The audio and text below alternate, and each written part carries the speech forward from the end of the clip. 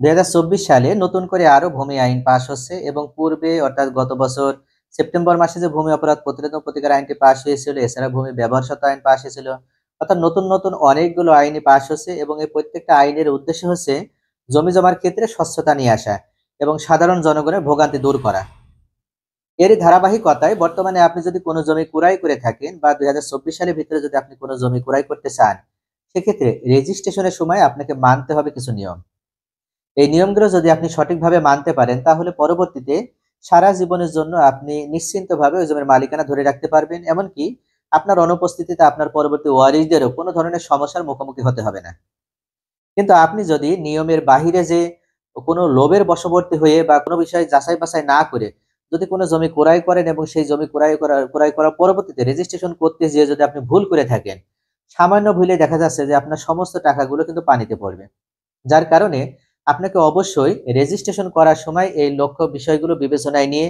বা এই নিয়মগুলো অনুসরণ করার মাধ্যমে কেবল আপনাকে রেজিস্ট্রেশন সম্পন্ন করতে হবে। ক্রয় সূত্রে জমির মালিকানা লাভ করেছে এমন ব্যক্তির কাছ থেকে জমি ক্রয় করে থাকেন, সেক্ষেত্রে রেজিস্ট্রেশনের সময় অবশ্যই ওই ব্যক্তি যে দলিলটি তৈরি করেছিল ওই সময়, অর্থাৎ উনি যখন যার কাছ থেকে জমিটি ক্রয় করেছিল তখন ওনাদের ভিতরে যে দলিলটি রেজিস্ট্রেশন হয়েছিল বা সম্পাদিত হয়েছিল সেই দলিলটি আগে চেয়ে নেবেন।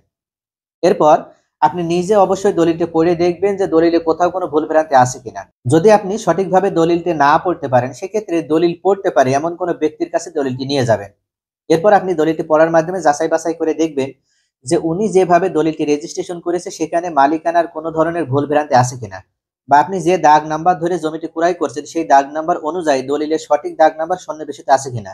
সঠিক চৌহদ্দি উল্লেখ আছে কিনা, এই বিষয়গুলো যাচাই বাছাই করে নেবেন। এবং ক্রেতা বিক্রেতা উভয়ের ভিতরে কোনো ধরনের কোনো তথ্যের কোথাও কোনো ধরনের ঘাটতি আছে কিনা এই বিষয়গুলো অবশ্যই যাচাই বাছাই করে দেখবেন। এছাড়া ওই দলিলের তফসিল পড়ে দেখবেন যে অর্থাৎ উনি আবার যার থেকে জমি ক্রয় করেছিলেন সেই ব্যক্তি কিভাবে জমির মালিকানা লাভ করেছিলেন।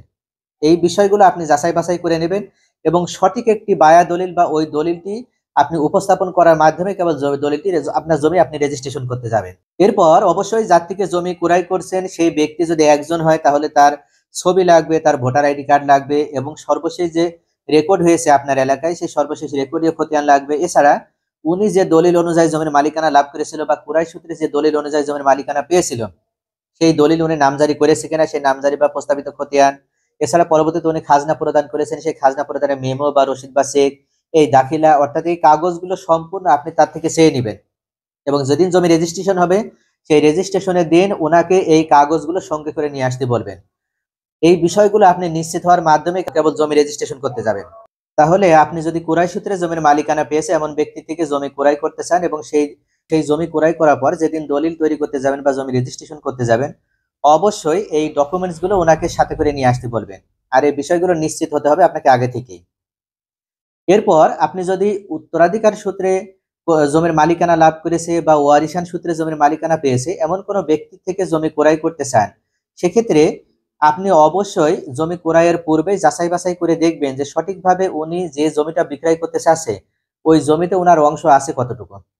যদি দেখেন যে উনি যে পরিমাণ জমি বিক্রয় করতে চাচ্ছে এবং আপনি যে জমিটি বিক্রয় করতে চাচ্ছেন সেই জমির সাথে দাগ নম্বরের মিল আছে এবং সেই দাগের ভিতরে উনি ওয়ারিশ হিসেবে যতটুকু জমি বিক্রয় করছেন সেই পরিমাণ জমি ওখানে ওনার আছে, তাহলে আপনি নিশ্চিন্তে ওই জমি ক্রয় করতে পারবেন। আর যদি দেখেন যে উনি যে দাগ থেকে জমি বিক্রয় করতে চাচ্ছে উনি সেই দাগে শুধুমাত্র দখল দিতে চাচ্ছে, কিন্তু অন্যান্য যে আরো দাগগুলো আছে বিভিন্ন দাগে দাগে ওনার যেহেতু জমি আছে সেই সব দাগের রেফারেন্স উল্লেখ করার মাধ্যমে উনি জমি বিক্রয় করবেন এবং দলিলও তৈরি করবেন এবং দখল দিবেন এক দাগে। তাহলে আপনি অবশ্যই ওনার যে ভাইয়েরা আছে বা আরো যে সহ অংশীদার যারা আছে তাদের সাথে কথা বলবেন এবং তাদের কাছ থেকে আপনি শুনবেন যে এবং তাদের থেকে নিশ্চিত হয়ে নেবেন যে তারা জমিটি ক্রয় করতে চায় কিনা বা তাদের ভাই জমি বিক্রয় করছে এই বিষয়টি তারা অবগত আছে কিনা বা তাদের বোন জমিটি বিক্রয় করতে চাচ্ছে এই বিষয়টি তারা জানে কিনা। কেননা ওয়ারিশান যে সম্পত্তি বা সহ অংশীদারের যে সম্পত্তি এই ক্ষেত্রে প্রায়োরিটি হিসেবে সহ অংশীদার যারা আছে তারা অগ্রাধিকার পাবে ওই জমি ক্রয়ের ক্ষেত্রে। এখানে আপনি যদি তাদেরকে অ্যাভয়েড করে বা তাদেরকে ডিঙিয়ে যে যদি ওই জমি ক্রয় করতে চান তাহলে পরবর্তীতে দেখা যাচ্ছে যে প্রিয়ামশন খাওয়ার আপনার কিন্তু একটা সুযোগ থেকে যাচ্ছে বা আপনার একটা সুযোগ তাদের থেকে যাচ্ছে। যার কারণে তাদের সাথে আপনি আলোচনা করে নেবেন এবং তারা যদি বলে যে না এই জমি তারা বিক্রি করছে তারা জানে এবং তাদের হয়তো কোনো ধরনের আপত্তি নেই, তাদের সম্মতি আছে, সেক্ষেত্রে আপনি অবশ্যই জমি ক্রয় করেন। এবং আপনি যদি মনে করেন যে আপনি বিভিন্ন দাগে দাগে রেফারেন্স দেওয়া জমি ক্রয় করবেন না, আপনি শুধু এক দাগে জমি ক্রয় করবেন এবং দখল যেখানে নিয়েছেন সেখানে তার জমি থাকা লাগবে সেই পরিমাণ, তাহলে আপনি অবশ্যই সেই জমি ক্রয় করবেন না যেখানে উনি এক দাগে সমস্ত জমি দিতে পারবে না। যদি আপনার এটা সহ্য করার ক্ষমতা থাকে যে ভবিষ্যতেও যদি এমন কোনো সমস্যা যদি হয়, তাহলে আপনার ওটা মেনে নেওয়ার মতো যদি মেন্টালিটি থাকে, তাহলে আপনি ওই জমি ক্রয় করতে পারবেন। কেননা ওয়ারিশান সম্পত্তিতে বিভিন্ন দাগে দাগে যদি রেফারেন্স দেয় বা বিভিন্ন দাগে দাগে যদি কাদ দেয় বা দিগত দেয়, সেক্ষেত্রে পরবর্তীতে যদি কোনো ওয়ারিশ বাধা হিসেবে দাঁড়ায়, তাহলে যেখানে আজকে আপনাকে এক দাগে দখল দিয়েছে, এই এক দাগে দখল আপনি ধরে রাখতে পারবেন না, যত বড় মূল্যবান প্রপার্টি সেখানে তৈরি করেন না কেন। কেননা ওয়ারিশান সম্পত্তি, সেখানে প্রত্যেকটা ওয়ারিশেরই অংশ আছে। যার যতটুকু অংশ আছে, কেউ কারোর অংশ সেখান থেকে ফাঁকি দিতে পারবে না বা তাকে বঞ্চিত করতে পারবে না।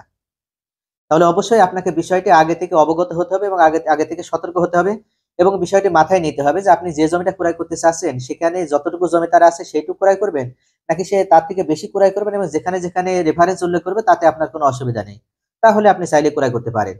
এখন ওয়ারিশান সম্পত্তি ক্রয় করার পর যেদিন আপনি জমি রেজিস্ট্রেশন করতে যাবেন, সেই দিন একটা নির্দিষ্ট দিন আপনি অবশ্যই যে ব্যক্তি থেকে জমি ক্রয় করছেন তাকে একটা ওয়ারিশান সনদ সেখানে নিয়ে আসতে হবে এবং তার তো ভোটার আইডি কার্ড লাগবেই, তার ছবি লাগবে এবং সর্বশেষ যে রেকর্ডীয় খতিয়ান, সর্বশেষ রেকর্ডীয় খতিয়ানও লাগবে। এবং উনি যে ওয়ারিশান সনদ বা যার পক্ষ থেকে ওয়ারিশ হয়েছে, যে জমি উনি বিক্রয় করতে চাচ্ছে সেই জমির খাজনা প্রদান করা আছে কিনা এই বিষয়টিও কিন্তু নিশ্চিত হতে হবে। যদি খাজনা প্রদান করা থাকে তাহলে খাজনা প্রদানের মেমো বা রসিদ বা চেক বা দাখিলা যেটা আমরা বলি, সেই কাগজটি সে তিনাকে সঙ্গে করে নিয়ে আসতে বলবেন। এছাড়া আপনি যদি এমন মনে করেন যে আপনি বন্টননামা দলিল অনুযায়ী আপনি জমি ক্রয় করবেন এবং যার থেকে জমি ক্রয় করেছেন সে যেখানে দখল নিছে তার ওই এক দাগে জমি না থাকলেও আর অন্যান্য দাগে জমি থাকলেও সে অন্যান্য ভাইদের সাথে বন্টননামা করে নেবে এবং সেই বন্টননামার আলোকে আপনি এক দাগে জমি দখল রাখতে পারবেন, এমন যদি মনে করেন, সেক্ষেত্রে আপনি আরো বেশি টাকা দিয়ে হলে ওই জমি কিনবেন, তাও ভালো। তাহলে ওই ব্যক্তিদেরকে বলবেন যে আপনারা বন্টননামা দলিল করে নিয়ে আসেন এবং আপনার জমির মূল্য যা আছে তার থেকে আমি আরো এক্সট্রা টাকা বেশি দিতে রাজি আছি, শুধুমাত্র একটা বন্টনামা দলিল নিয়ে আসেন। যেহেতু আমি যে জমিটা ভোগ দখল করব, এই জমিটা নিয়ে যেহেতু আমার ভবিষ্যতে অনেক প্ল্যান আছে, সেক্ষেত্রে আপনি অবশ্যই ওনাকে বলবেন বা ওনাদেরকে বলবেন যে একটি বন্টনামা দলিল করে নিয়ে আসছি। তাহলে এই বন্টনামা দলিল অনুযায়ী যদি উনি জমিটি বিক্রয় করে, সেক্ষেত্রে আপনার ভবিষ্যতে ওই জমি থেকে অন্য কোথাও বিতাড়িত হওয়ার সম্ভাবনা থাকে না এবং নিশ্চিন্ত আপনি ওই একটি মাত্র জমি ভোগ দখল করতে পারবেন। আর যদি এরকম হয় যে ওনারা যদি বলে যে আমাদের পারিবারিকভাবে আমাদের আপোষ মীমাংসা আছে এবং আমাদের ভিতরে ঐক্য আছে এবং আমরা কখনো একজন আরেকজনের জমিতে নিজের অংশ দাবি করতে যাব না, এরকম বিষয় যদি অবশ্যই এরকম বিষয় যদি তাদের ভিতরে থাকে বা তাদের মধ্যে যদি ভালো একটা আন্ডারস্ট্যান্ডিং থাকে, সেক্ষেত্রে আপনি তাদেরকে বলবেন যে যেদিন আমি জমি রেজিস্ট্রেশন করব, ওই দিন আপনার আরো অন্যান্য যে ভাই বোনেরা আছে বা এই দাগের ভিতরে আপনার আরো যে অন্যান্য ভাই বোনের অংশ আছে, প্রত্যেকটা ভাই বোনকে আমি সাক্ষী হিসেবে রাখতে চাই দলিলে। যদি এই বিষয়টি আপনি নিশ্চিত করতে পারেন, তাহলে আপনার বন্টনামা দলিলও লাগবে না। আপনি অন্যান্য যে ভাই বোন আছে বা অন্যান্য যে আরো সহ অংশীদার আছে, তাদেরকে যদি সাক্ষী হিসেবে বা শনাক্তকারী হিসেবে যদি দলিলে আপনি তাদেরকে রাখতে পারেন, সেক্ষেত্রে খুব ভালোভাবে আপনার বন্টনামা ছাড়াই ওই জমি আপনি রেজিস্ট্রেশন করে নিজের দখলে সারা জীবনের জন্য রাখতে পারবেন এবং আপনার পরবর্তী ওয়ারিশ যারা আছে তারাও নিশ্চিন্ত ওই জমি সারা জীবনের জন্য ভোগ দখল করতে পারবে, কোনো ধরনের অসুবিধা হবে না। তাহলে ভিউয়ার্স, নতুন যে ভূমি আইন পাশ হয়েছে, এই ভূমি আইন অত্যন্ত কঠোরতা দেখানো হচ্ছে এবং এখানে কোনো ধরনের দুর্নীতি বা কোনো ধরনের অস্বচ্ছতার সুযোগ নাই, যার কারণে আপনি যদি জমি রেজিস্ট্রেশন করতে চান, সেক্ষেত্রে জমি রেজিস্ট্রেশনের সময় আপনাকে অবশ্যই এই বিষয়গুলো নিশ্চিত হতে হবে। আর এই বিষয়গুলো নিশ্চিত হওয়ার মাধ্যমে কেবল আপনি দলিলটি তৈরি করবেন বা দলিল রেজিস্ট্রেশন করবেন। এছাড়া আপনি যখন দলিল তৈরি করবেন বা আপনার মোহরে যখন দলিল লেখা সম্পূর্ণ করবেন, ওই সময় আপনি অবশ্যই দলিলটি কয়েকবার পড়বেন। প্রয়োজনে আপনি যদি সঠিকভাবে পড়তে না পারেন, সেক্ষেত্রে যে ব্যক্তি পড়তে পারে এমন কোন এক্সপার্ট ব্যক্তির কাছে ওই দলিলটি আপনি নিয়ে যাবেন এবং প্রথম পৃষ্ঠা থেকে বা প্রথম অক্ষর থেকে শুরু করে প্রথম ডিজিট থেকে শুরু করে শেষ ডিজিট পর্যন্ত প্রত্যেকটা ওয়ার্ড যেন পড়ে সুন্দর করে বুঝিয়ে আপনাকে শোনায়, সেই বিষয়টা আপনি কিন্তু নিশ্চিত করবেন। যদি এইভাবে আপনি দলিলটি সঠিকভাবে যদি আপনি যাচাই বাছাই করে নিতে পারেন, তাহলে আপনার কিন্তু ভুল হওয়ার সম্ভাবনা থাকলো না। কেননা দলিল তৈরি হওয়ার পর অনেক ক্ষেত্রেই কিন্তু দলিল বাতিল হয়ে যাবে। যদি আপনার দাগ নাম্বারে ভুল থাকে, আপনার সৌহদ্দিতে যদি ভুল থাকে, আপনার তফসিল বিবরণীর ভিতরে যদি কোথাও কোনো কিছু ভুল হয়ে যায়, এছাড়া আপনার মালিকানা যে ধারাবাহিক বিবরণ, এই মালিকানা 25 বছরের ধারাবাহিক বিবরণীতে যদি কোথাও কোনো ক্ষেত্রে ভুল হয়, এই বিষয়গুলো আপনার মৌজা নাম্বার আছে, আপনার জেএল নাম্বার আছে, এই যে বড় বড় যে বিষয়গুলো আছে, এই বিষয়গুলো যদি ভুল হয়ে যায়, সেক্ষেত্রে আপনার ওই দলিল কিন্তু দলিল ভুল হওয়ার যে দোষ বা দোষে আপনার কিন্তু দুষ্ট হয়ে যাবে এবং পরবর্তীতে ওই দলিল অনুযায়ী আপনি কোনোভাবে ওই জমির মালিকানা ধরে রাখতে পারবেন না। সেক্ষেত্রে তখন আপনাকে আবার নতুন করে দলিল সংশোধন করতে হবে বা দলিল সংশোধনের জন্য আপনাকে তখন আবার ভোগান্তিতে পড়তে হবে এবং দৌড়াতে হবে এবং আপনার বাড়তি করে অর্থের অপচয় হবে। এজন্য যখন দলিল তৈরি করবেন বা দলিল যখন রেজিস্ট্রেশন হবে, তার পূর্বে যখন দলিল সম্পাদন হয়ে যাবে, ওই সময় আপনি কয়েকবার দলিলটি পড়বেন এবং যিনি ভালো বোঝে তার দ্বারাও আপনি দলিলটি পড়িয়ে নেওয়ার মাধ্যমে বিষয়টি সঠিক হয়ে নেবেন।